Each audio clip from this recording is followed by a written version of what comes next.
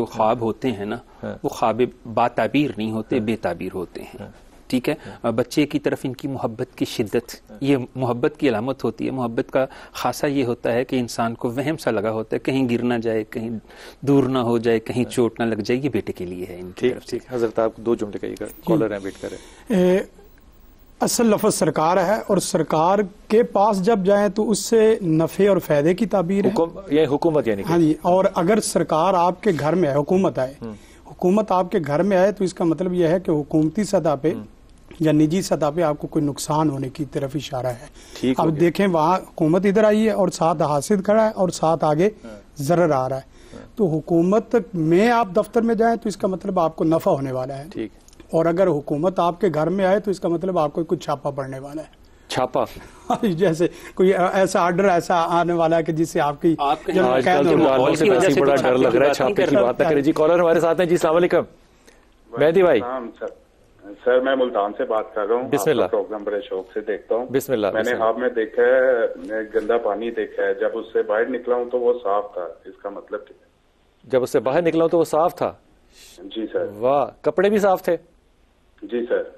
ٹھیک ہو گئی بات. جی شفاعت بھائی کیا خواب تو بڑا اچھا سنایا ہے. ان کا مطلب یہ ہے کہ ان کے حالات جو ہیں وہ بڑی جلد تبدیل ہونے والے ہیں. ٹھیک. اگر یہ نیکی کے راستے پر نہیں ہیں تو جلد نیکی کے راستے پر آ جائیں گے. اگر یہ مالی اعتبار سے اگر یہ حلال وہ بھی یہ بھی حلال کے راستے کی طرف آ جائیں گے.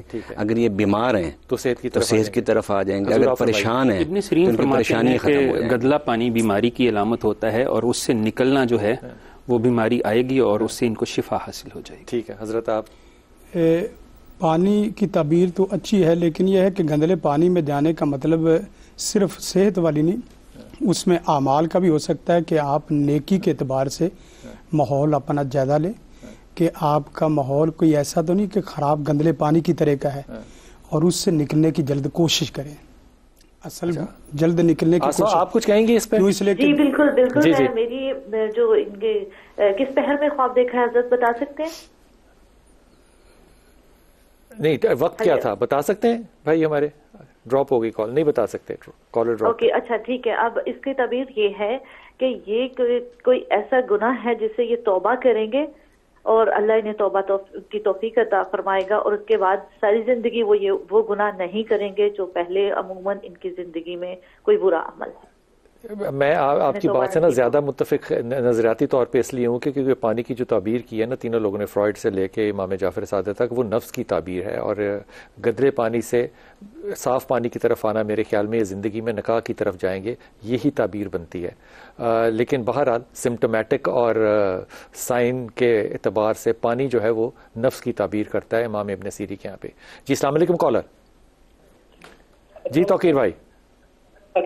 وعلیکم السلام.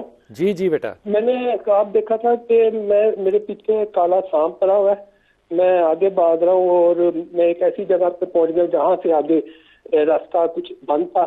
اچھا. تو اس نے کافی بار حملہ بھی کیا. اچھا ایک وقت بھی بتا دو یار، ہمارے علماء یہ بھی پوچھیں گے کہ وقت کیا تھا خواب دیکھنے کا. سر ٹائم ایگزیکٹ تو نہیں پتا، لیکن صبح کا ارلی کا اس کے بعد نیند کھل گئی تو دیکھا تو دن چڑھا ہوا تھا.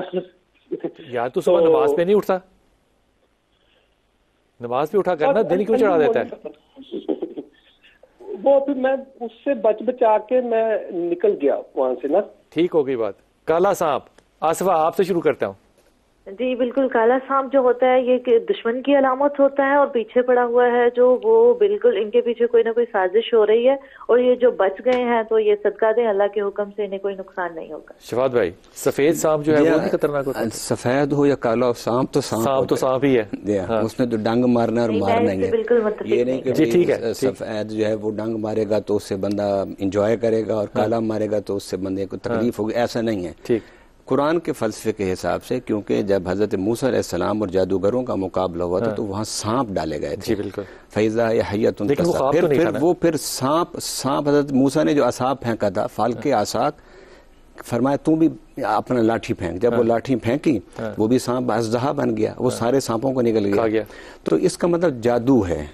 اس کا مطلب جادو ہے اور اس شخص پر جادو کیا جا رہا ہے، اور وہ جادو اس کے حالات فائنانشلی اس کے حالات، ذہنی اس کے حالات، خاندانی اس کے حالات اتنے تنگ کر دیں گے کہ ہر طرف سے اس کو راستہ بند نظر آئے گا.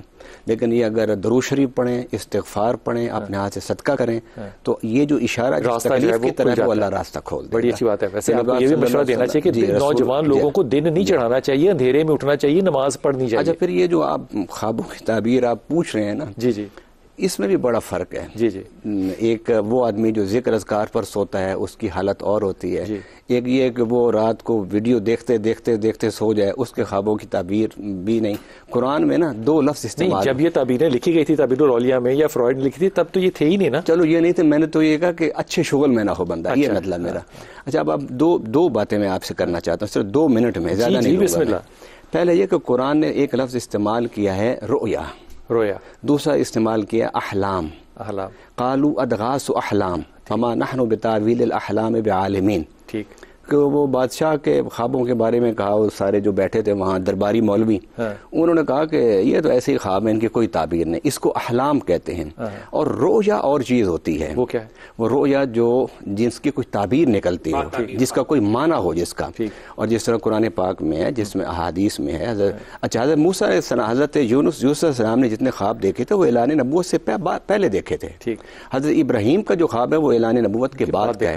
نبی پاک صلی اللہ علیہ وسلم کا جو خواب ہے وہ بھی اعلان نبوت کا بعد ہے کہ لقد صدق اللہ رسولہ الرؤیا بالحق لتدخلن المسجد الحرام، کہ میں مسجد حرام میں داخل ہو رہا ہوں. یہ اللہ نے ان کو خواب کے ذریعے سے ایک خبر دی اور حضور نے یہ بشارت صحابہ کو سنائی. ان کے اندر ایک قوت پیدا ہو گئی کہ ہماری یہ جو حالت اس وقت سیاسی طور پر ہم کمزور ہیں، اس کا مطلب یہ حالت زیادہ دیر نہیں رہے گی، ہم بڑی جلد اس حالت میں چلے جائیں گے، غلبے کے حالت میں کہ ہم مکہ فتح کر لیں گے. کیا بات ہے، کیا خوبصورت بات ہے. احمد السلام علیکم بیٹا.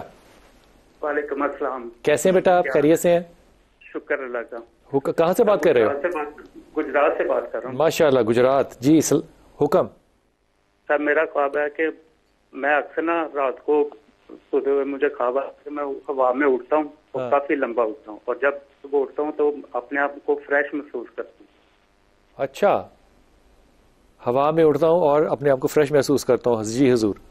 ہاں جی، پہلے تو سانپ والی تھوڑی سی ایک جملہ جو نا، سانپ دیکھنا برکیف وہاں پریشانی کی بات تو ہے، لیکن سانپ سے بچ کے نکل جانا یہ خوشی کی علامت ہے.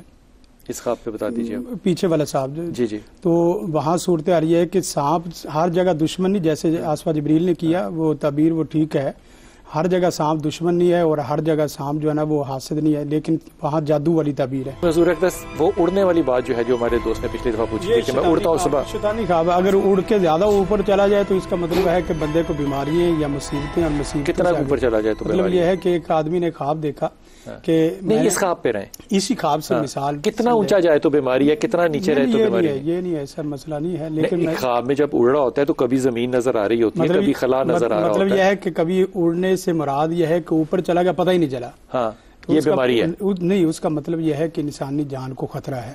وہ کہتے ہیں میں فریش اٹھتا ہوں صبح. دیکھیں اس کا مسئلہ نہیں. اچھا، وہ مسئلہ نہیں، یعنی خواب کے اوپر تعبیر کر رہے ہیں نا، اور خواب کے اوپر تعبیر ہم نے دیکھنی ہے. اور بسا اوقات یہ ہے کہ اس کی بیماری اور پریشانی کی طرف یہ شیطانی خواب ہے. اس میں شیطانی خواب ہے. حضور اقدس صاحب کیا فرمائے گا؟ میں اس کے متعلق کوئی کمنٹ نہیں کرنا چاہ رہا. شفاعت بھائی کی طرف چلیے. یہ بھی اچھی بات ہے. ان کا ٹائم بھی پھر مجھے دے دیا. بسم اللہ حضور. بسم اللہ کریں گے نا، تو ابھی صرف یہ تعبیر کے متعلق ان کا یہ ہے کہ وہ جاگتے ہوئے نا بڑے بڑے پلان کرتے ہیں. اچھا، بڑے بڑے مطلب ان نیچرل ایک پلان ہوتے ہیں. اچھا، ایک انسان کی زندگی میں ترقی ہوتی ہے، اس کے پیچھے ایک برسہ برس کی محنت ہوتی ہے. اچھا، برسہ برس کی محنت کے بعد انسان کسی مقام پر پہنچتا ہے، وہ بھی پھر اللہ کے فضل سے پہنچتا ہے اور دعاؤں سے پہنچتا ہے. ٹھیک. وہ جو ہیں بہت زبردست پلاننگ کرتے ہیں دن میں، اور رات کو جب سوتے ہیں تو بڑے خوش ہوتے ہیں کہ میں نے یہ پلاننگ کرتے ہیں. آسفا آپ کیا فرمائیے گا؟ نہیں بالکل، میں اپنی رائے، میری جو رائے ہے وہ یہ ہے کہ یہ جو شخص ہیں انہیں بہت زیادہ عروج ملنے والا ہے اور غائبانہ طور پر ان کی مدد ہوگی. اور جو ہوا میں اڑنا ہے، دیکھیں ہوا میں امام ابن کثیر کے پاس بھی ایک شخص آیا اپنے خواب کو لے کر اور کہا کہ میں دیکھتا ہوں کہ میں ہواؤں میں اڑ رہا ہوں. تو امام ابن کثیر نے آگے سے اس کی تعبیر لگائی کہ تم کثرت سے ذکر کرو، تمہارے جو کام ہیں وہ انشاءاللہ العزیز تمہاری سوچ سے جلد تعمیل پر پہنچیں گے.